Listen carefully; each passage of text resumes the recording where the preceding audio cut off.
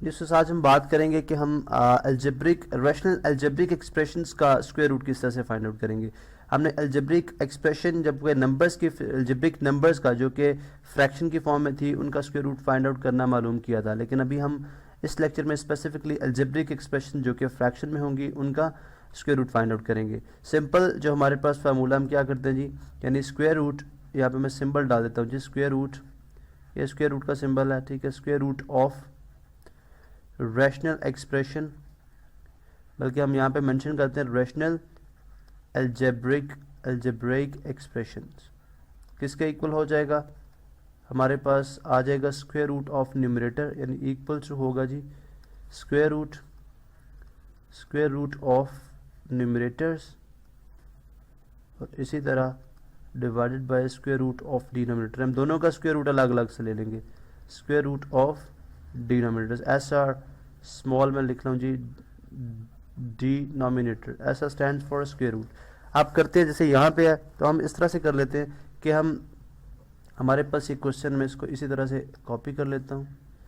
चलो जी, ये क्वेश्चन हमारे पास, लेट्स सपोज हम इसका स्क्वायर रूट करने जा रहे हैं तो किस तरह से होगा, हम स्क्वायर रूट का जो है साइन यहाँ पे आ जाएगा, ठीक है। अब हम देखते हैं कि क्या बाय डिवीजन बाय फैक्टराइजेशन हम इसको किसी होल स्क्वायर की फॉर्म में लिख सकते हैं। जैसे अगर आप फर्स्ट देखते हैं, ठीक है, न्यूमरेटर हमारे पास जो फर्स्ट में है न्यूमरेटर है, न्यूमरेटर को सॉल्व करते हैं, आप यहाँ पे कर सकते हैं, ठीक है। न्यूमरेटर को किस तरह हो जाएगा, एक्स स्क्वायर वाई स्क्वायर का स्क्वायर, बिकॉज एक्स 4 और वाई 4 है, ठीक है, एक्स स्क्वायर वाई स्क्वायर का स्क्वायर आ गया। इसी तरह हम यहाँ पे 1 का स्क्वायर लिख सकते हैं, ठीक है। अब अगर आप देखें बाय फार्मूला हम इसको कह सकते हैं कि दिस इज, ये हमारे पास जो होल है ये ए है, ठीक है, हमारे पास ए स्क्वायर बन गया, इस तरह ये होल हमारे पास बी स्क्वायर बन गया। अब अकॉर्डिंग ए स्क्वायर प्लस बी स्क्वायर, यहाँ पे हमने चेक करने के क्या ये 2ab है या नहीं है। हम देखते हैं फार्मूले के मुताबिक 2a कितना है, एक्स स्क्वायर वाई स्क्वायर है, और b कितना है 1। अब अगर आप देखें 2 × 1 2 होगा और 2x स्क्वायर वाई स्क्वायर, तो यहाँ से पता चला जी कि ये परफेक्ट स्क्वायर की फॉर्म में, ठीक है। इसका मतलब है हम इसको इंस्टेड हम इस तरह लिख सकते हैं, बजाय इस तरफ हम ओपन फॉर्म में लिखे हम इसको लिख सकते हैं जी, कंबाइन अगर करें तो a plus b, because plus 2ab है तो आ जाएगा a which is x square Y square और plus b which is 1, a square x square plus y square का होल स्क्वायर, ठीक है। ये हमारे पास न्यूमरेटर में आ गया, ठीक है। इसी तरह अभी हम डिनोमिनेटर को देख लेते हैं कि अगर डिनोमिनेटर को, ठीक है, ये हमने न्यूमरेटर को लिख दिया जी स्क्वायर रूट में।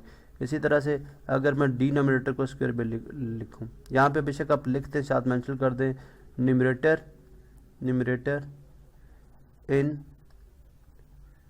इन होल स्क्वायर, ठीक है, होल स्क्वायर, ये होल स्क्वायर में न्यूमरेटर आ गया। इसी तरह हम देखते हैं कि डिनोमिनेटर इन होल स्क्वायर क्या आएगा, डिनोमिनेटर इन होल स्क्वायर।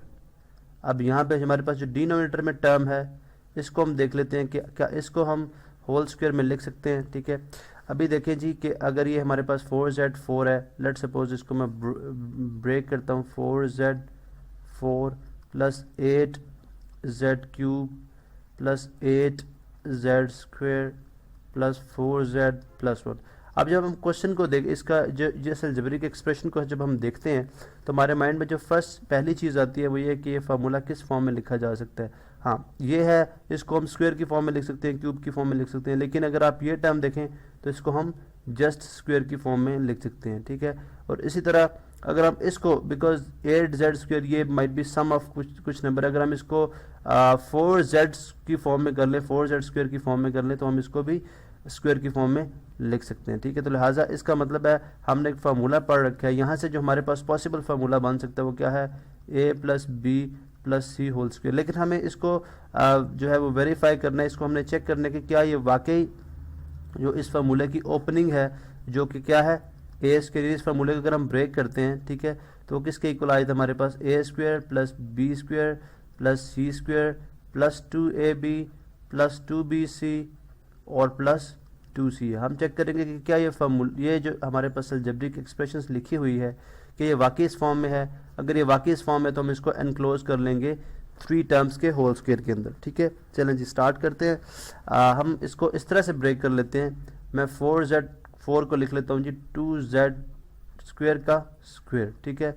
इसी तरह ये जो 8z² है इसको मैं ब्रेक कर लेता हूँ इस तरह से, इसको मैं लिख लेता हूँ जी 4z का स्क्वायर, ठीक है। चले यहाँ पे हम लिख लेते हैं, इसको अगर मैं ब्रेक करूँ, ठीक है, तो मैं लिख सकता हूँ जी 4z का स्क्वायर प्लस 2z स्क्वायर और प्लस 2z स्क्वायर, ठीक है। हमने जो है वो फर्दर 3 टर्म्स के अंदर क्यों डिवाइड किया, अगर आप यहाँ पे देखें 1 2 3 4 5 6 टर्म्स हमारे पास यहाँ पे आ रही हैं, ठीक है। इसी तरह से मैं अब इसको जो है वो फर्दर टर्म्स में मैंने ब्रेक कर दिया, किस तरह से आ गया ए स्क्वायर, ठीक है। उसके बाद यहाँ पे अगर आप देखें तो ये हमारे पास आ जाएगा 8z स्क्वायर है, इसको मैं लिख सकता हूँ जी 2z स्क्वायर, ठीक है। 2z होल स्क्वायर आ गया, 2z होल स्क्वायर।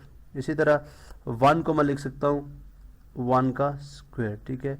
और इसी तरह प्लस 2ab में 2a कितना है हमारे पास 2z स्क्वायर है, ठीक है। सॉरी यहाँ पे 2z स्क्वायर है जी, 2z स्क्वायर ये। उसके बाद b कितना है हमारे पास यहाँ पे, लेट से 2z है, ठीक है, 2z। इसी तरह प्लस 2bc, b कितने है 2z है, और a कितने है, सॉरी c कितने है 1। यहाँ पे बेशक आप मेंशन भी कर लें, दिस इज a, अब हमारे पास ये b है और ये c है, ठीक है। अब इसी तरह यहाँ पे अगर आप देखें तो प्लस 2ca, c कितना है 1 और a कितने है 2z स्क्वायर, ठीक है। अब हम देखते हैं जी कि हमारे पास इसको सॉल्व करने से हमारे पास क्या चीज़ आ जाएगी। हम यहाँ पे देखते हैं जी, ये बन गया 4z, 4 ही बन जाएगा, ठीक है।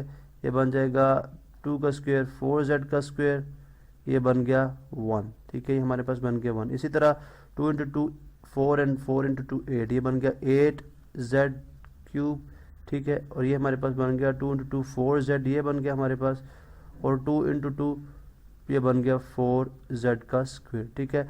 बल्कि अगर हम यहाँ पे इसको एज इट इज़ यानी 2z square plus 2z square को अगर आप यहाँ पे देखें तो हम 4z square plus 4z square भी लिख सकते हैं, ठीक है।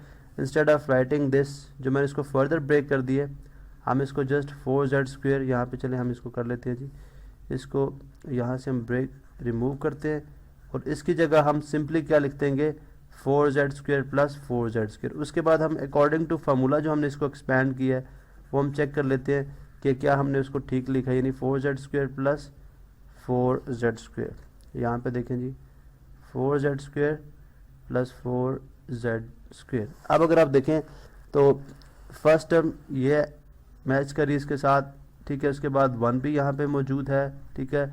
आप 4z स्क्वायर देखें, ये भी वहाँ पे मौजूद है।